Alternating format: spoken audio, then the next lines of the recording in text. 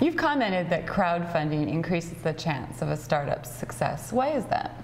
Definitely. So what crowdfunding has allowed people to do is not only raise money, but it also is a way to de-risk a venture. Because you're able to, before you manufacture a product, that you're able to go to the market and essentially have people vote with their dollars to say, yes, I want this. They're also able to, through that, to be able to get feedback on a product. Like the Misfit Shine, which I'm wearing right now, they were able to test the pricing of their product. They were to test whether people wanted it in colors, they wanted accessories, all before they manufactured. And they're able to make smart assumptions before making the capital investment to manufacture. And one of your focuses is on hardware manufacturers. So what's changing in the hardware manufacturing landscape that's making crowdfunding a good option? Well, just everything, the democratization of information, the democratization of tools, places like TechShop, more incubators of people who understand understand hardware and are willing to share that information about it. I feel like we're at this very special time in history where it used to be that people were scared to make hardware because there's so much that goes into it, but because there are so many tools that have come to the surface of wanting to help create. Also tools like Make Magazine, where it's no longer as scary because other people have done it and other people are willing to share that knowledge with their peers, as opposed to keeping it very close, which we've heard in the past has been not helpful, that the maker community and the maker landscape is all about openness, and that's what Indiegogo is all about too, is openness. And what types of hardware products are you finding most appropriate for crowdfunding? So on Indiegogo, anybody can raise money for anything. The products that we see the most successful are consumer goods, where there is some sort of, it's almost a pre-purchase of a product, and it's able to help that startup to be able to make that product and to gauge demand before they manufacture. And how are you seeing crowdfunding affecting the marketplace as a whole?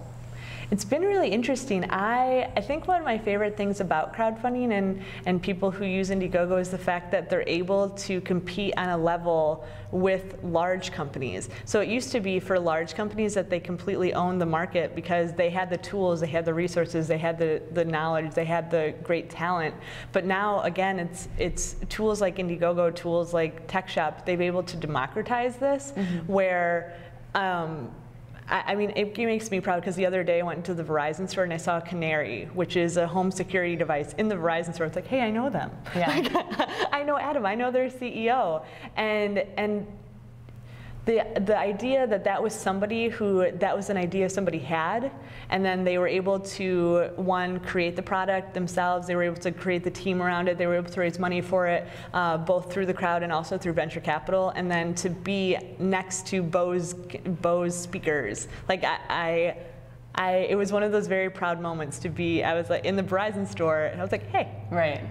Hey, you. Right. So I feel like we're able to make a name. Small companies are becoming big brands or well-known brands because they have the power of community behind them. They have this power of people who have made it help to bring it to life, and that's something very powerful, as opposed to just having a product on a shelf because a company made it. To be like, these people voted, they said they wanted to see it happen, and then it's there. Right. Because then anybody who contributed to a Canary, they're like, I know them. I contribute to that. Right. There's pride in it. That's interesting.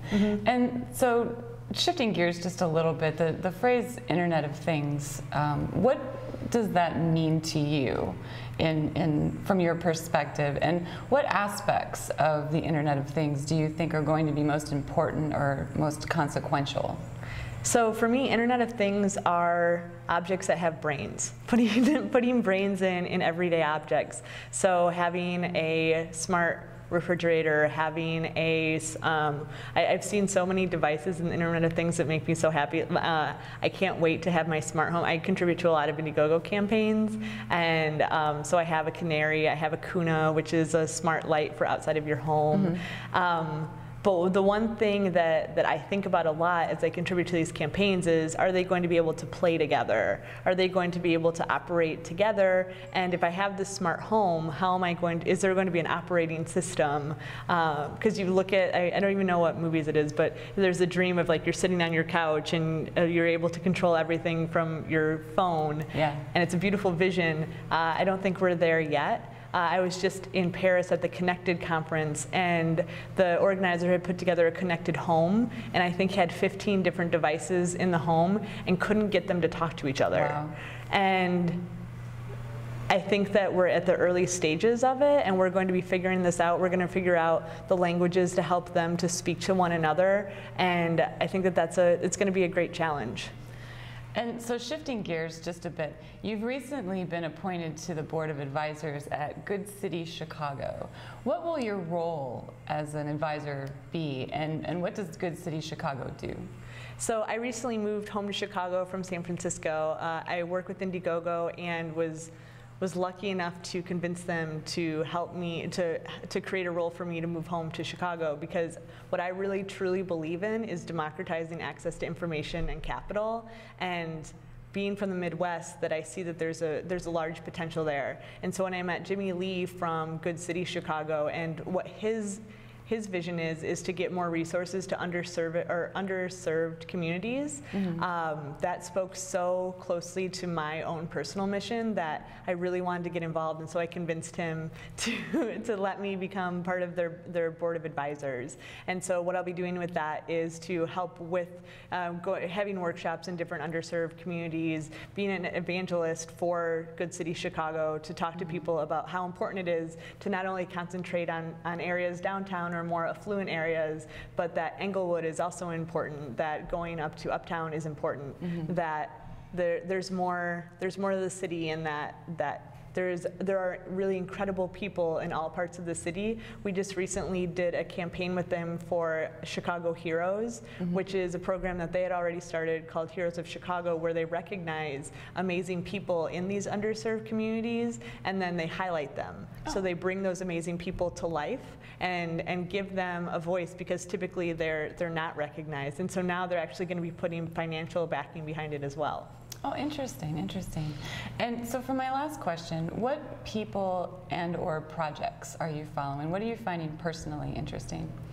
For me, I get really interested. So in the current place where I am in my life, like in Chicago, or even out of the Midwest, and I see people, it's really anything that they're making, and that they're putting their story out there, and they're using that fearlessness, mm-hmm. it makes me so proud, because, and again, I'm from the Midwest, and what I've noticed is that people are reluctant to ask for help in the Midwest, and so it's empowering them with new language to think of it as not thinking of it as asking for money, but instead cultivating shared enthusiasm. Mm-hmm. How can you cultivate shared enthusiasm around what you're building, around what you're doing, and getting people involved in it, and giving people a chance to get involved, and to give people that shift in perspective has been really, really great.